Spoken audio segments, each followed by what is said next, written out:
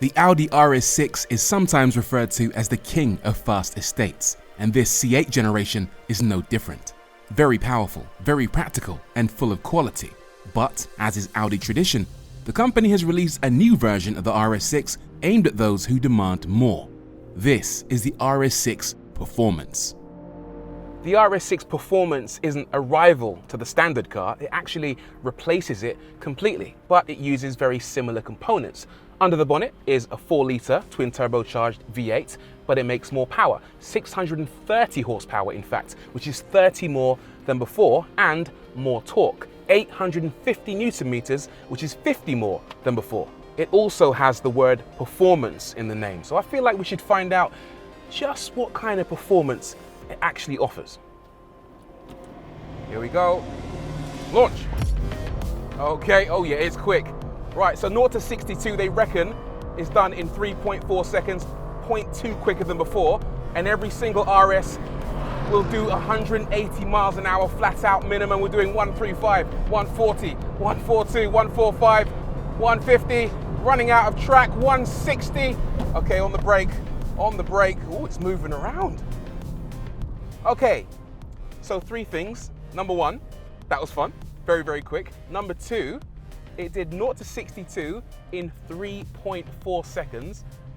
And number 3, most importantly, I didn't hit the top speed.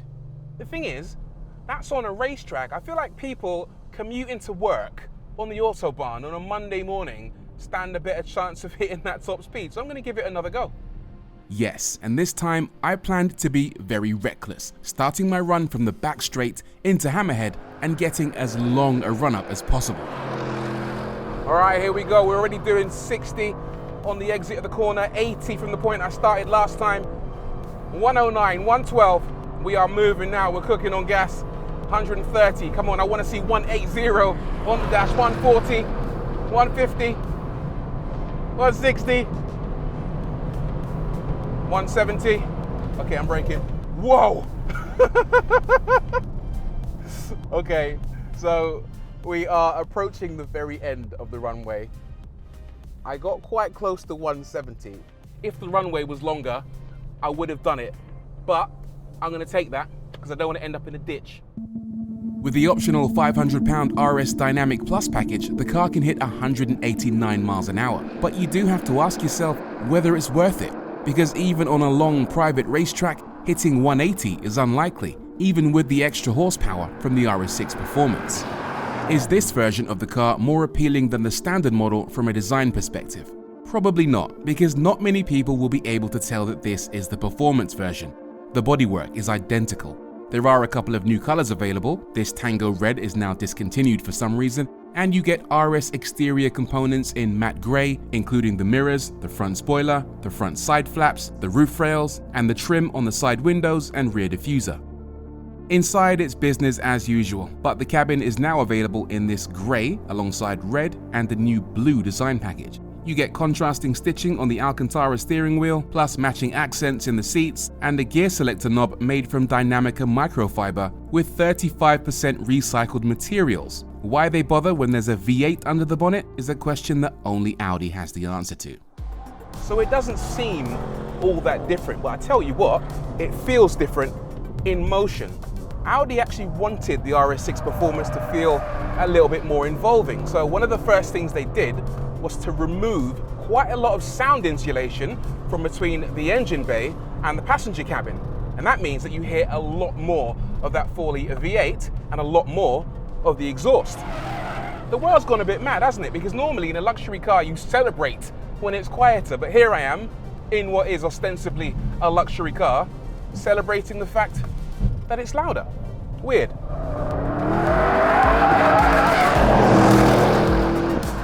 The second thing you notice when you drive this car is that the gear changes are much more snappy than before, much more involving. You get a bit of a torque interruption and a slap as the car changes up.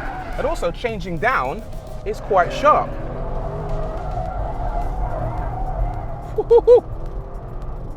So that, in combination with the fact it's louder and you're hearing more of the car, means it's definitely more involving to drive. and the extra power does make it feel more alive. The 640 PS comes courtesy of a few factors, most notably bigger turbos and an increase in boost pressure from 2.4 bar to 2.6. Power from the engine flows through the same 8-speed Tiptronic gearbox to a new differential, which distributes up to 70% of the power to the front and up to 85% to the rear as required. The diff itself is also lighter, which should make the car feel more responsive. It also feels, dare I say, a little bit lighter than before. So I mentioned earlier that they removed quite a lot of the sound deadening material, the insulation from between the engine bay and the cabin. That saves 8 kilograms. It's got some funky new wheels, which save around 20 kilograms, 5 kilos on each corner, and the car comes with the option of carbon ceramic brakes, which save 34 kilograms. Those aren't on this particular car, but it does feel a little bit more sprightly through the corners. I can't say I'm completely blown away with this thing though. It still feels like a typical Audi. You bang it into a corner, get on the gas to try and get the back end out, and it doesn't want to power oversteer. It doesn't want to rotate the back end. And that's despite the fact that this diff can send so much torque to the rear wheels. It's not a playful car in any sense of the word. All right, let's see if it'll throw any shapes here in Chicago. Left, right. Nah, it's just a bit of an understeering. It goes a tiny bit, but understeer is still the predominant balance that you get in this car. Right, what are the brakes actually like? The stopping power is impressive for something so heavy. So I dare say, on the road, if you find yourself in a sticky situation, that they're definitely strong enough to get you out of it. I've been pounding around the track a fair bit on these steel brakes, and so far, they haven't started to fade. So fair play to Audi. Whatever they've done to these steel brakes, they're actually quite durable. I must say I'm slightly disappointed with the lack of playfulness in this car. I don't know what I was expecting. It is an Audi after all, so yeah, they're not the most playful cars on the planet. Understeer is a thing, shall we say, but maybe I was expecting, because of the new diff, because of the fact it's got performance in the name, that it'll be a little bit more, I don't know, fun in the bends. But I think where this car shines the most is when you're absolutely hammering it in a straight line and that 4-litre bi-turbo can sing, the exhaust is howling. That does put a smile on your face. Is it worth buying? Well, yes, it's an RS6, which means it's inherently cool. A fast, practical solution to family life.